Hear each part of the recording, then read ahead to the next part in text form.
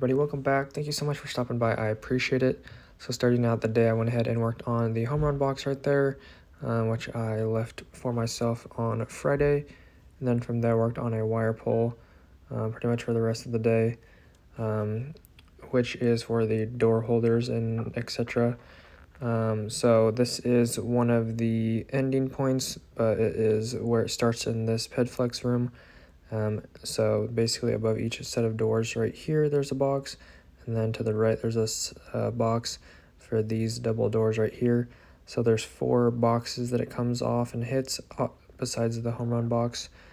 So you'll see that here in a second. So those are the first 2 boxes in the PedFlex area. And then the pipe comes through this room and then hits this box right here. This is for this set of double doors in the inner waiting is what it used to be called, but now it's called treatment.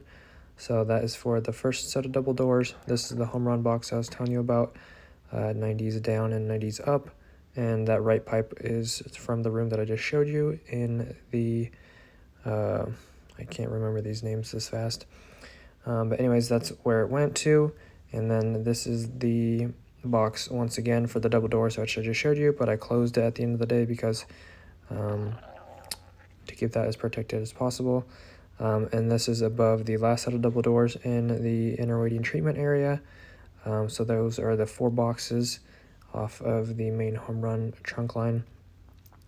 And this is what it looked like. Pulled it through this 8x8 once again, and all the wires are just hanging out. There was a total of 15 wires, 7 circuits, or 7 hot, 7 neutrals, and a ground. Some of those are going to go down to my Hoffman box, which I mounted the other day, and pulled out all the 12 wire that was already in there.